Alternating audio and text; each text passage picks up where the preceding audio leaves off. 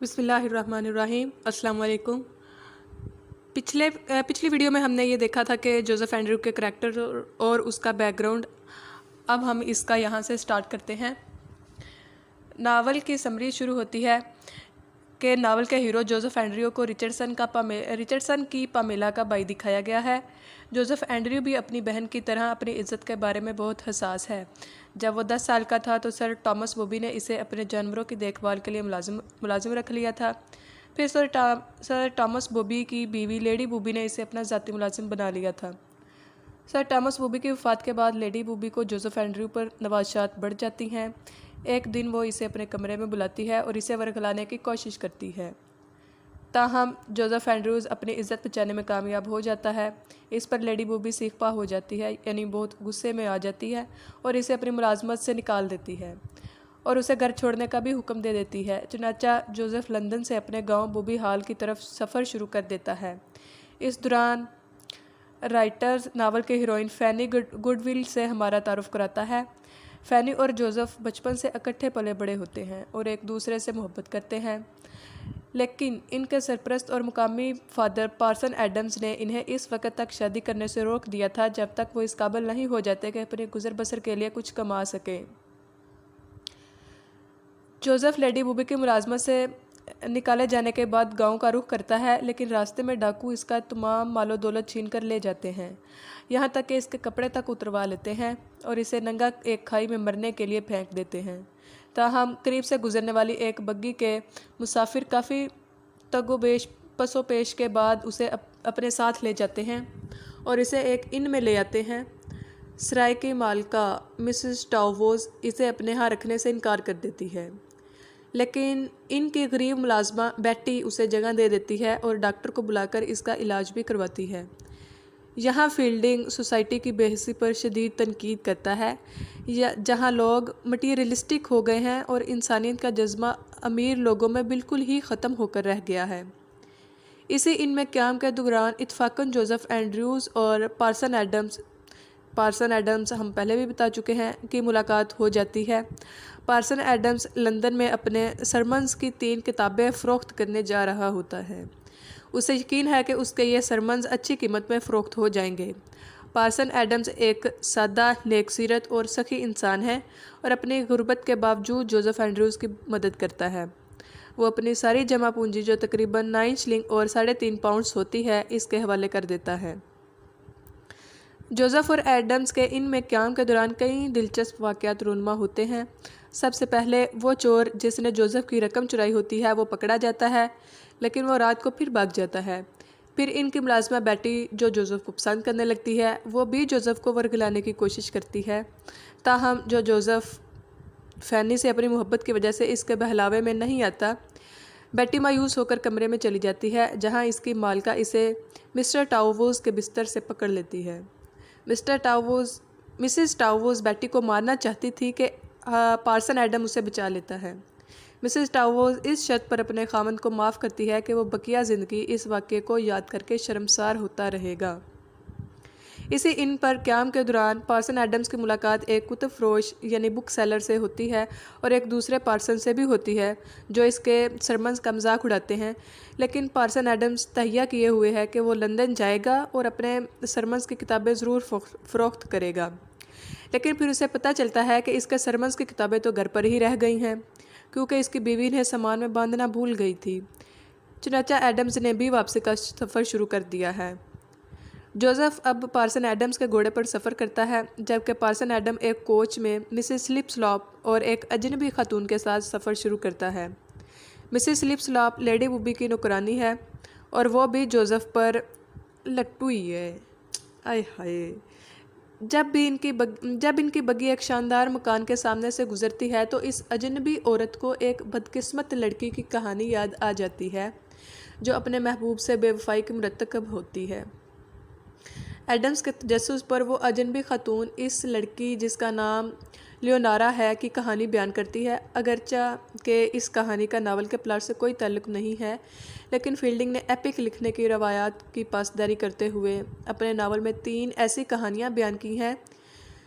क्योंकि हम एपिक में असल मौजू से हटकर भी कहानियाँ बयान करते हैं, इसलिए जोसेफ एंड्रयूज़ में भी हेनरी फील्डिंग ने 3 कहानियाँ इस नावल से अलग से बयान की हैं जो कि एपिक कहलाई जाती हैं, और इस लियोनारा की कहानी भी अगले कई चैप्टर्स पर फैली है। अगली इन पर जब एडम्स पहुंचता है तो इसे पता चलता है कि जोसेफ एंड्रयूज़ घोड़े से गिरकर जख्मी हो गया है। चनाचा अब जोसेफ बग्गी पर सफ़र शुरू करता है और एडम घोड़े पर, लेकिन एडम इतना भुलक्कड़ शख्स है कि वो घोड़ा वहीं भूल जाता है और पैदल सफ़र शुरू कर देता है। देखें जी, ये जो पार्सन एडम्स पहले भी भूल गया था कि इसकी बीवी ने सरमन तो बांधे ही नहीं, भला घर से चलते हुए अपना सामान तो चेक कर लेता। भुलक्कड़ आदमी, फजूल शख्स, सत्यानाश कर दिया सारे नावल का इस भुलक्कड़ ने। लेकिन खैर, ये करैक्टर अच्छा है। पूरे नावल में मुझे पार्सन एडम का ही करैक्टर अच्छा लगा था क्योंकि ये नेक दिल और नरम दिल शख्स है। आगे चलते हैं। रास्ते में वो एक शख्स से बहादुरी और फ़र्ज़ के मौजू पर बहस शुरू कर देता है। ये बहस इतनी लंबी हो जाती है कि जोसेफ की बग्गी के गुजरने का एहसास ही नहीं होता और वहीं रात आ जाती है। इसी दौरान वहाँ एक लड़की की चीखने की आवाज़ आती है। वही शख्स जो एडम से कुछ देर पहले बहादुरी और फ़र्ज़ के मौजू पर बड़ी धुआंधार बहस कर रहा होता है, वो आवाज़ें सुनकर भाग जाता है। यही होता है, आजकल भी हमारी सोसाइटी में यही होता है। हम बड़ी बड़ी बातें तो कर लेते हैं, लेकिन जहाँ हमें पता चलता है ना कि यहाँ हमारी ज़रूरत है तो हम वहाँ से भाग जाते हैं या वहाँ बिल्कुल ही खामोश हो जाते हैं, वहाँ नहीं हम लोग बोलते। यही उस शख्स ने किया है। लेकिन एडम इस लड़की को इस बदमाश के नरगे से बचा लेता है। वो लड़की जोसेफ की महबूबा फैनी है, जो जोसेफ के ज़ख्मी होने की खबर सुनकर इसकी इयादत के लिए आ रही होती है। लेकिन लोगों के आने पर वो बदमाश एडम और फैनी पर डाकू होने का इल्ज़ाम लगा देता है और इसे लूटना चाहते थे। इस पर लोग फैनी और एडम्स को जज के पास ले जाते हैं और जज बगैर मुकदमा सुने फैनी और एडम को जेल में भेजने के अहकामात जारी कर देता है। यही देखें, यही बात आजकल भी हो रही है। हम नहीं करते हैं कि सुनते ही नहीं है अगले बंदे की स्टोरी, उस पर फ़ौरन से फ़र्द जुर्म आयद कर देते हैं। जस्टिस ये नहीं कहता, जस्टिस तो ये कहता है ना कि दोनों तरफ की बातें सुनो तो फिर फैसला करो, लेकिन नहीं।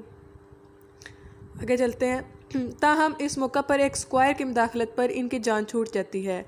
यहाँ फील्डिंग जस्टिस में पाई जाने वाली इस निज़ाम अदल में पाई जाने वाली खामियों पर गहरा तंज करता है। आई एम सॉरी, मेरी कॉल आ गई। जब एडम्स और फैनी सफ़र शुरू करते हैं और अगली सराय पर इन्हें जोसेफ एंड्रयूज़ और मिसेस स्लिप स्लॉप मिल जाते हैं, फैनी को देखकर मिसेस स्लिप स्लॉप हसद से कोयला जल कर स्याह हो गई और सराय से रुखसत हो गई। वो सराय इन। ताहम जब इन में काम के वाजिबात मतलब बिल अदा करने का वक्त आया तो एडम्स और इसके साथियों के पास रकम कम होती है। एडम मुकामी पार्सन और मुख्तलिफ लोगों से उधार लेने की कोशिश करता है, लेकिन सब लोग इसका मुख्तलिफ तरीक़ों से मजाक उड़ाते हैं। यहाँ फील्डिंग माशरे में पाई जाने वाली बेहिस्सी, खुद गर्जी और मुनाफकत पर गहरी चोट करता है। आखिरकार एक गरीब पैडलर, फेरी लगाने वाला, अपनी कुल जमा पूंजी इनके हवाले कर देता है और यूँ एडम्स और इसके दोस्त अपना बिल अदा करके इनसे रुखसत हो जाते हैं। अब जोसेफ और एडम और फैनी तीनों वापसी का सफ़र शुरू करते हैं।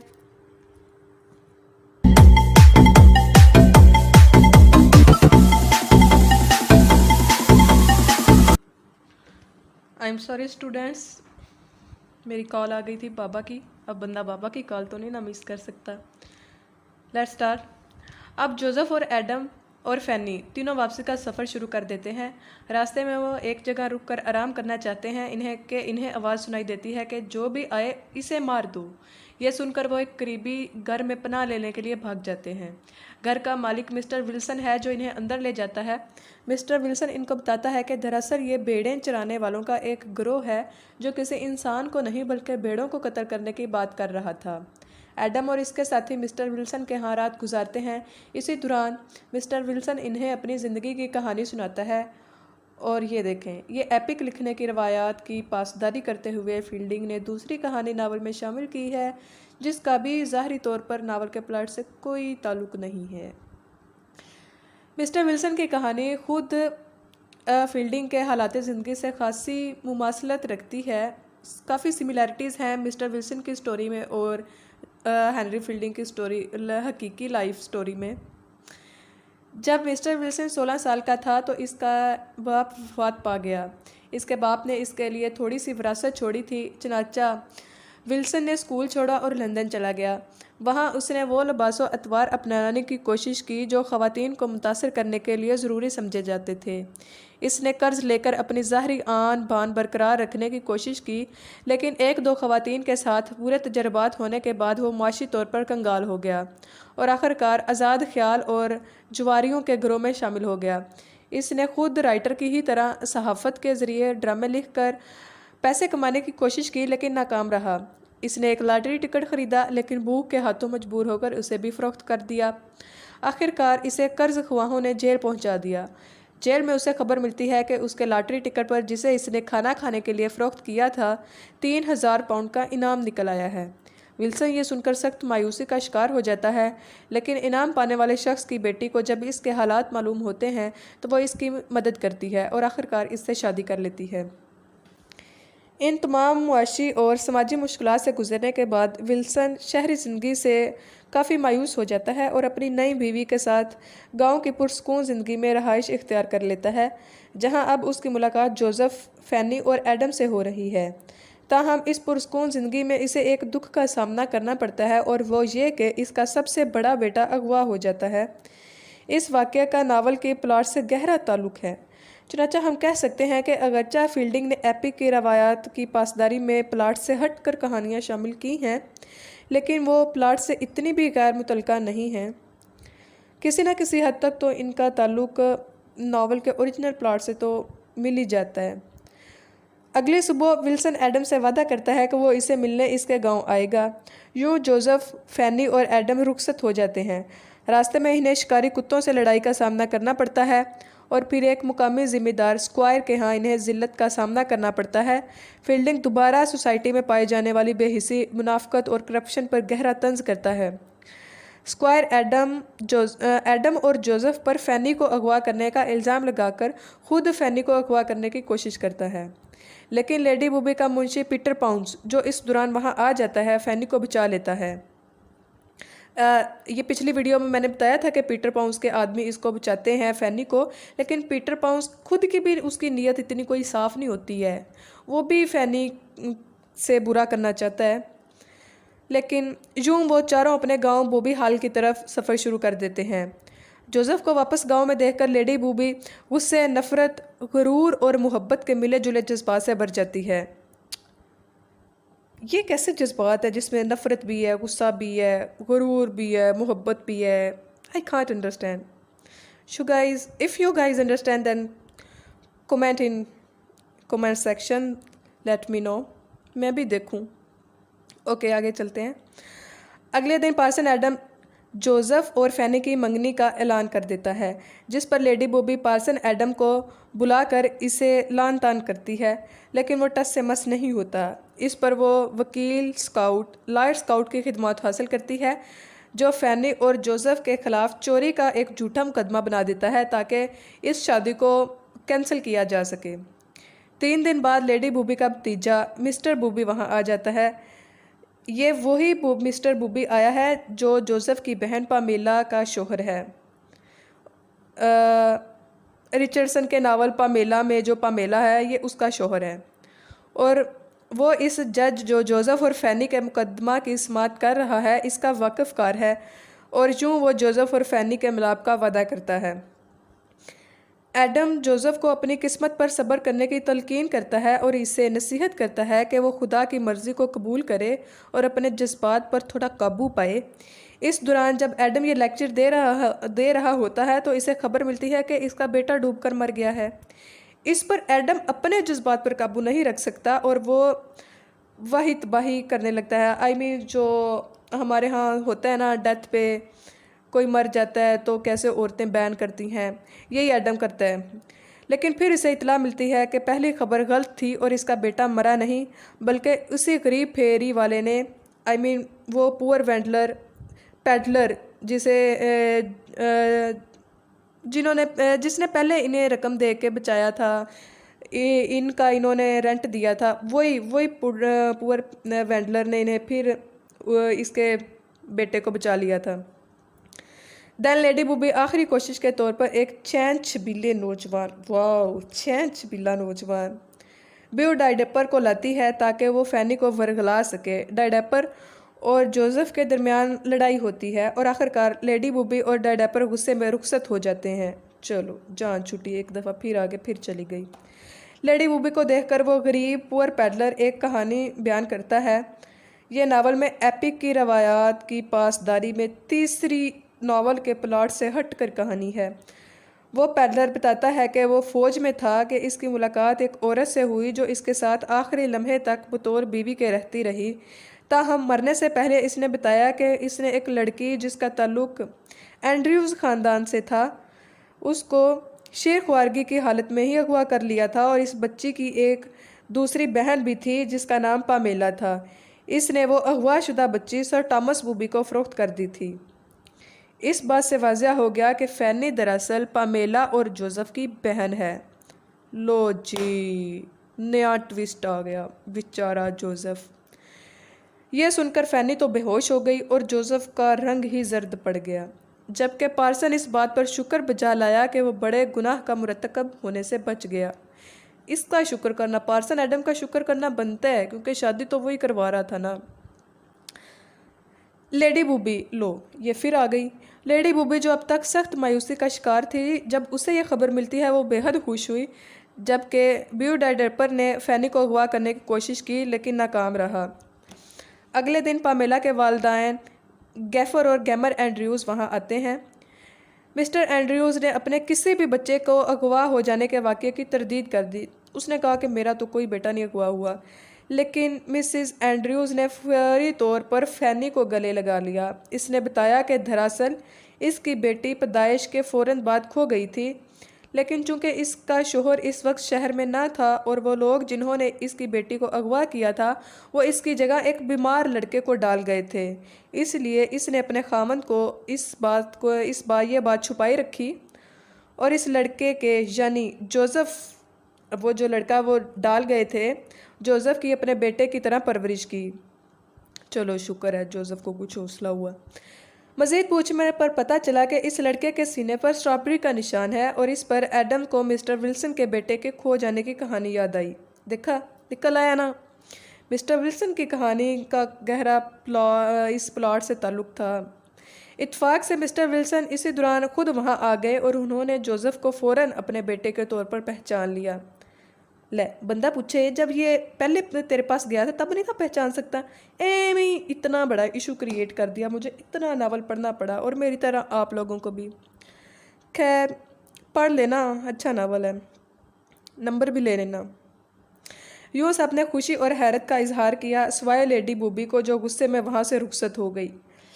सही पैड़ी बेचारी इस लेडी बुबी के साथ हो रही है, हर दफ़ा मौका पाके आती है, हर दफ़ा ही मुँह की खा के वापस चली जाती है।